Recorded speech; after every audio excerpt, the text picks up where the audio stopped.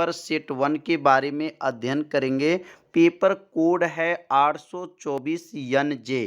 इसमें भौतिक विज्ञान, रसायन विज्ञान, जीव विज्ञान के सभी बहुविकल्पी प्रश्नों को हल करके बताया जाएगा। तो आप सभी विद्यार्थी वीडियो को पूरा जरूर देखिए। तो पहला प्रश्न दिया गया है, किस दर्पण के सामने किसी वस्तु को देखने पर उसका वास्तविक प्रतिबिंब उल्टा एवं आकार में कुछ छोटा बनेगा। चार ऑप्शन है, उत्तल है, अवतल है, समतल है, इनमें से कोई नहीं। तो इसमें ऑप्शन जो होगा अवतल, अवतल द्वारा जो प्रतिबिंब बनता है वास्तविक उल्टा एवं आकार में कुछ छोटा बनेगा। तो इसमें दूसरा जो ऑप्शन है, दूसरा वाला ऑप्शन इसमें क्या है, सही है। अगला जो प्रश्न दिया गया है, एक लेंस के सामने रखे किसी वस्तु का प्रतिबिंब उसी लेंस से वस्तु की अपेक्षा 3 गुनी दूरी पर बनता है तो प्रतिबिंब का आवर्धन है। और यहाँ पे चार ऑप्शन दिया गया, 1 है, 2 है, 3 है, 4 है। तो यहाँ पर प्रतिबिंब कितना गुना बना है, तो यहाँ पर देख सकते हैं 3 गुनी दूरी पर बनता है तो इसकी आवर्धन कितना गुना होगा, तो यहाँ पर तीसरा जो ऑप्शन है 3, तो यहाँ 3 गुना जो है इसका आवर्धन हो जाएगा। तो इसका ऑप्शन जो है तीसरा क्या है, सही हो जाएगा। अगला प्रश्न दिया गया है, यह प्रश्न कई सालों के बोर्ड में पूछा गया है। तो किसी वैद्युत परिपथ में बहने वाली वैद्युत धारा का मात्रक है। तो वैद्युत धारा का मात्रक क्या होता है, तो वैद्युत धारा का मात्रक एम्पियर होता है। और ये वाट दिया गया तो ये सामर्थ्य का मात्रक होता है, और प्रतिरोध का मात्रक ओम होता है, और विभवांतर का मात्रक वोल्ट होता है। तो यहाँ धारा का मात्रक क्या होगा, एम्पियर हो जाएगा। तो यहाँ पर ये चारों मात्रक बहुत ही आईएमपी है। इन चारों मात्रकों में से एक मात्रक जरूर बोर्ड में पूछा जाता है। तो एक बार रिवीजन कर लीजिए, धारा का मात्रक एम्पियर होता है, सामर्थ्य का मात्रक वाट होता है, और प्रतिरोध का मात्रक ओम होता है, और विभवांतर का मात्रक जो है वोल्ट होता है। तो उम्मीद करते हैं आप लोगों को अच्छे से समझ में आ रहा होगा। अगला जो प्रश्न दिया गया है, परिवर्तनशील चुंबकीय क्षेत्र के कारण किसी चालक में उत्पन्न प्रेरित वैद्युत धारा की दिशा का आकलन निम्नलिखित नियम से किया जा सकता है। तो यहाँ बताना है कि प्रेरित वैद्युत धारा की दिशा का आकलन किन किन नियम से किया जाता है। तो फ्लेमिंग के बाएं हाथ के नियम के सहायता से जो है किसी चालक में उत्पन्न प्रेरित वैद्युत धारा की दिशा को आकलन किया जाता है। तो इसमें चौथा वाला ऑप्शन जो है सही है। तो यह 4 प्रश्न इसमें भौतिक विज्ञान का पूछा गया था सेट 1 में।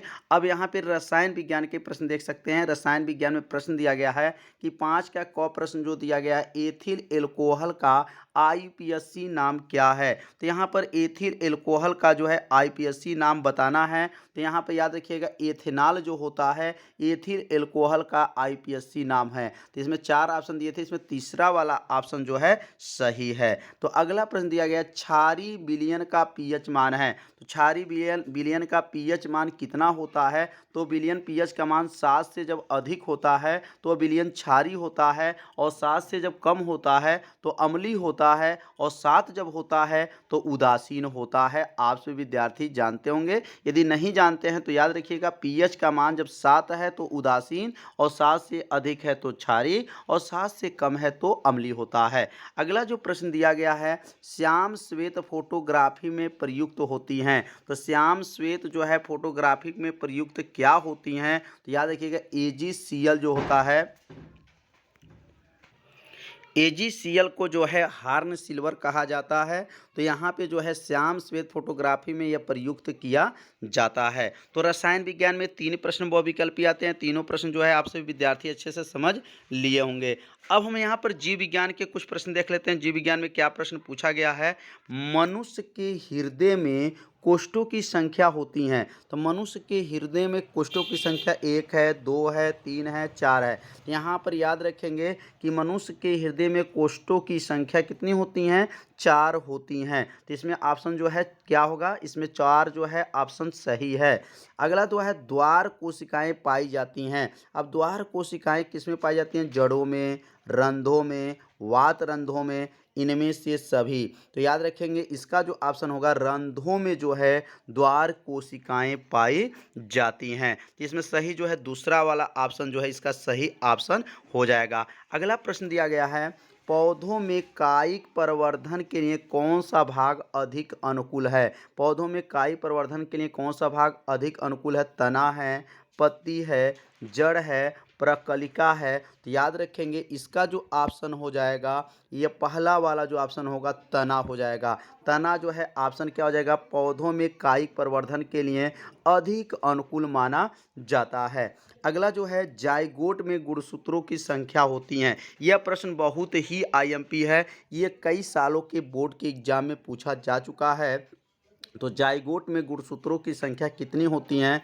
तो यहाँ 4 यक्ष है, 3 यक्ष है, 2 यक्ष है, यक्ष है। तो याद रखेंगे इसमें जो है 2 यक्ष जो होता है ये जाइगोट में गुणसूत्रों की संख्या होता है। तो यह सेट 1 में जो है भौतिक विज्ञान, रसायन विज्ञान, जीव विज्ञान के सभी बहुविकल्पी प्रश्नों को हल करके आज बताया गया। तो यह वीडियो आप सभी विद्यार्थियों को कैसा लगा आप सभी विद्यार्थी जरूर कमेंट कीजिए, वीडियो को लाइक कर दीजिए और चैनल पे यदि आप पहली बार आए होंगे तो चैनल को सब्सक्राइब जरूर कर लीजिए। तो अगला जो सेट बनेगा 2 का जो है बहुविकल्पी सभी प्रश्नों को हल करके बताया जाएगा। उसके बाद जो है अति लघुत्तरीय और विस्तृत प्रश्नों को हल करके बताया जाएगा। तो उम्मीद करते हैं वीडियो आपको अच्छा लगा होगा तो वीडियो को लाइक जरूर कर दीजिए। मिलते हैं अब अगले भाग में, तब तक के लिए सभी विद्यार्थियों को नमस्कार।